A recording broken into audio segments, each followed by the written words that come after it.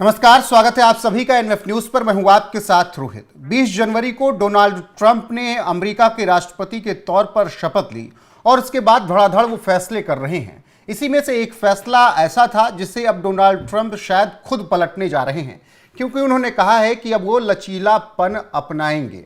दरअसल Donald Trump WHO से America को बाहर होने के लिए ऐलान कर चुके थे, लेकिन अब इसको लेकर सोच विचार उन्हें करना पड़ रहा है।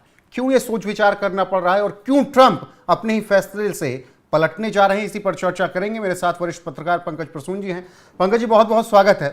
ट्रंप आए, धड़ाधड़ साइन करना शुरू किया 20 जनवरी को शपथ लेने के बाद, और उसमें ये भी एक फैसला था, लेकिन अब कह रहे हैं कि नहीं, लचीलापन थोड़ा अपनाना पड़ेगा।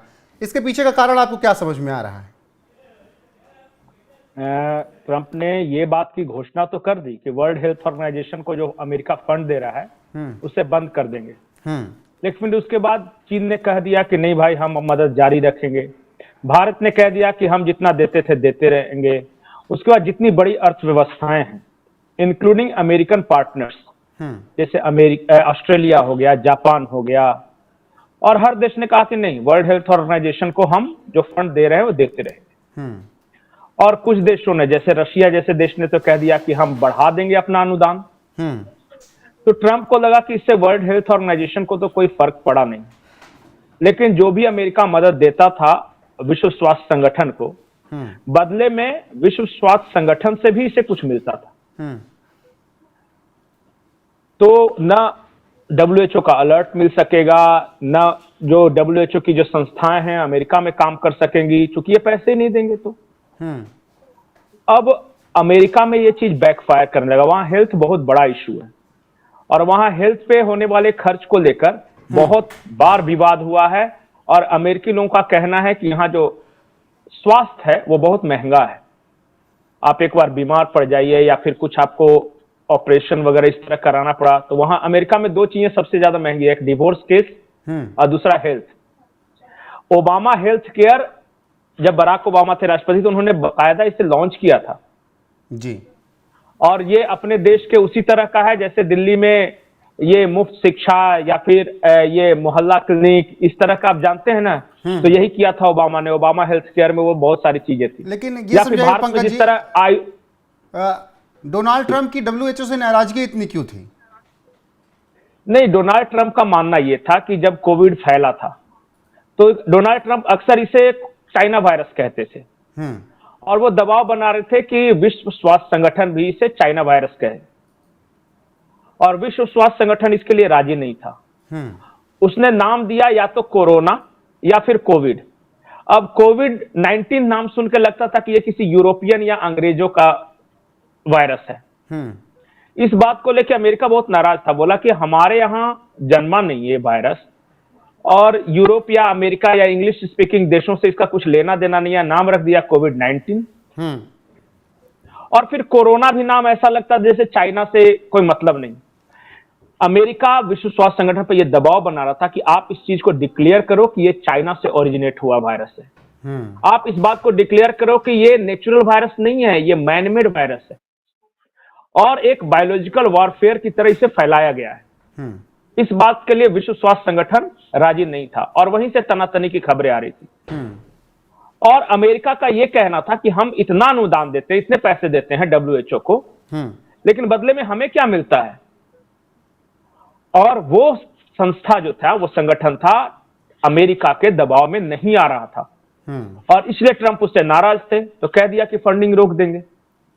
हालांकि WHO ने कोई प्रतिक्रिया बहुत दी नहीं, लेकिन फिर बाद में वस्तु स्थिति समझ में आ गई ट्रंप की। मैं एक महत्वपूर्ण बात बताता हूं। ट्रंप जिस तरह के फैसले ले रहे हैं ना, उससे एक झलक यह भी मिलती है कि ये बहुत ज्यादा इस पे विचार नहीं किया गया।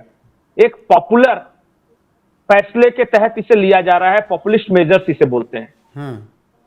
आप लोगों को खुश करने के लिए एक के बाद एक दनादन बड़े बड़े घोषणा तो कर देते हो, लेकिन जब वास्तविक परिस्थितियों से आपका पाला पड़ता है तो इसी तरह आपको विड्रॉ करना पड़ता है। और ये ट्रंप और इनके प्रशासन में कुछ लोग, जिसमें एलन मस्क भी शामिल हैं, थोड़ा सा बड़बोला टाइप का लगता है कि एक टच आता है कि बहुत ज्यादा बोल देते हैं, और फिर बाद में उससे फिर पीछे हटना पड़ता है। ऐसे भी अगर पिछले 5 दिनों में दिखा रहे हैं, पीछे हट रहे हैं, तो क्या ये समझा जाए कि अंतर्राष्ट्रीय संबंधों को प्रमुखता देने पर विचार कर रहे हैं डोनाल्ड ट्रंप? अंतर्राष्ट्रीय संबंधों से ज्यादा महत्वपूर्ण है जो दुनिया की वस्तु स्थिति है, जो हकीकत है, उसे समझ के आपको गंभीरता से काम करना होगा। आप अमेरिका जैसे देश के राष्ट्रपति बने हैं और आप हर रोज एक नया बयान नहीं दे सकते जी। और हर रोज आप इस तरह के कंट्रोवर्शियल स्टेटमेंट नहीं दे सकते। कुछ चीजें ऐसी है जिसे दुनिया समझ रही है, लेकिन आप कह रहे हैं लगभग यूरोप के सारे देशों को आपने कह दिया कि हम आप पे टैरिफ लगाएंगे। आपने चाइना को कह दिया कि आप पे टैरिफ लगाएंगे, सारे ब्रिक्स कंट्रीज को पे लगाएंगे। उसके बाद आपने कह दिया कि हम सारी मदद रोक देंगे, जितने देश हैं उनको अमेरिकी मदद रोक देंगे। फिर कभी कहते हैं कि गल्फ ऑफ मैक्सिको का नाम गल्फ ऑफ अमेरिका होगा। फिर कहते हैं कि जो पैनामा कनाल था वो हमारा था। कभी कहते हैं ग्रीनलैंड पे कब्जा कर लेंगे। कभी इंग्लैंड के ग्रूमिंग गैंग की बात करते हैं। कभी कनाडा के बारे में बोलते हैं कि हमें तुम्हारे यहाँ बनाए हुए कारों की जरूरत नहीं है, तुम्हारे नेचुरल गैस की जरूरत नहीं है। तो ये हर दिन आप जो इस तरह के विवादास्पद बयान दे रहे हैं, तो सामने से अभी कोई प्रतिक्रिया नहीं दे रहा है। अभी सब आदमी देख रहा है कि अभी तो 4-5 दिन हुए हैं सत्ता संभाले हुए, बोल लेने दो, अमेरिकी लोग खुश हो जाएंगे। लेकिन बाद में तो हकीकत में उतरना ही होगा ना। अब देखिए, एक तरफ कहते हैं कि चाइना पे टैरिफ बढ़ाएंगे, दूसरी तरफ चाइना के जो प्रीमियर हैं शी जिनपिंग उससे बात भी करते हैं। मतलब कि कभी कहते हैं रशिया हमारा इनेमी है, कभी कहते हैं रशिया से बात करेंगे। मतलब कि आप बोल कितना भी लीजिए, कितना भी लीजिए, चलना सबके साथ ही पड़ेगा। नहीं, आप अकेले स्वयंभू शक्ति नहीं हैं, आप जुड़े हुए हैं। और आपको ऐसा लगता होगा कि अमेरिका पूरी दुनिया को चला रहा है, पर ऐसा है नहीं। पूरी दुनिया का एक हिस्सा है अमेरिका, और वैसे भी अमेरिका एक गिरती हुई ताकत है, अब उभार वाली ताकत नहीं है। अमेरिका के पैरेलल कई समानांतर ताकतें खड़ी हो रही हैं। अगर आर्थिक ताकतों की बात करें तो उसमें चाइना, इंडिया है, और अगर मिलिट्री ताकत की बात करें तो रशिया है। अरे आप अफगानिस्तान तक देशों से तो युद्ध जीत नहीं पाते, आप यमन में हुती से तो जीत नहीं पाए, और चले हैं चाइना, इंडिया, रशिया, इस तरह बड़े बड़े देशों, सारे यूरोप से पंगा लेने, जापान के बारे में, कभी ऑस्ट्रेलिया के बारे में, अभी इजराइल के नेतन्याहू को डांट दिया। मतलब कोई किसी को छोड़िएगा या नहीं छोड़िएगा? ऐसे नहीं चलता जी। और जैसे जैसे दिन बीतेंगे वैसे वैसे देखिएगा इनके रुख में नरमी आती जाएगी। और मैं एक चीज हमेशा मानता हूं, मैं ट्रंप के जो भी मैंने इनकी लाइफ हिस्ट्री को स्टडी किया है, ट्रंप इज नॉट आइडियोलॉग। ये कोई इनकी कोई विचारधारा नहीं है, इज डील मेकर। वो डील करते हैं सिर्फ, और वो किसी भी देश के साथ कर सकते हैं अगर उन्हें बदले में कुछ अच्छा मिल रहा है मोल भाव। सऊदी अरब के साथ भी उन्होंने देश इसी बीच उन्होंने सऊदी अरब से कह दिया कि अमेरिकी अर्थव्यवस्था में $1 ट्रिलियन का निवेश कीजिए आप, जो कि पहले $600 बिलियन हुआ करता था। क्राउन प्रिंस मोहम्मद बिन सलमान से वार्ता में कहा कि आप $1 ट्रिलियन का निवेश कीजिए। नहीं, सऊदी अरब ने कहा कि हम 600 बिलियन करने के लिए तैयार हैं। हाँ। लेकिन इन्होंने कहा कि नहीं, तुम 600 बिलियन नहीं करो मेरे यहां इन्वेस्ट, तुम 1 ट्रिलियन करो। और सऊदी का इन्वेस्टमेंट पता है अमेरिका में क्या है? किस चीज में इन्वेस्ट करते हैं? वो सबसे ज्यादा हथियार खरीदते हैं अमेरिका से। तो इनडायरेक्टली ट्रंप ये कह रहे थे कि हमारे यहां बने हुए ज्यादा से ज्यादा हथियार खरीदो तुम, ताकि हमारी डिफेंस इंडस्ट्री को बूस्टअप मिले। जी बिल्कुल। सबसे ज्यादा अमेरिका से डिफेंस प्रोक्योरमेंट करने वाले देशों में सऊदी अरब। तो वो ज्यादा कह रहे हैं ना कि तुम 1 ट्रिलियन का इन्वेस्टमेंट करो, तो इन्वेस्टमेंट कहां करेगा? तो वो हथियार खरीदो, इसका मतलब इनडायरेक्टली वो कहना चाह रहे थे। लेकिन अब जिस तरीके से अब ये जी पंकज जी, अरब में सबसे अच्छा दोस्त सऊदी अरब है, और सबसे ज्यादा हथियार वगैरह खरीदता है। अब उस पर भी आप दबाव बना रहे हैं। अरे कोई तो ऐसा देश होगा जिसको आप छोड़िएगा। इसलिए मैं कहता हूं कि अमेरिका और खास करके जो ट्रंप प्रशासन का कोई दोस्त या दुश्मन नहीं है, ही इज डील मेकर।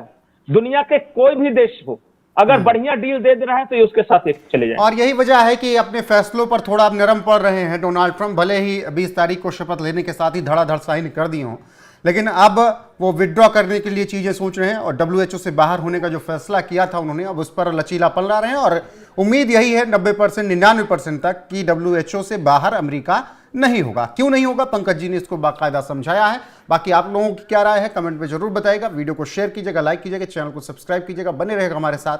नमस्कार।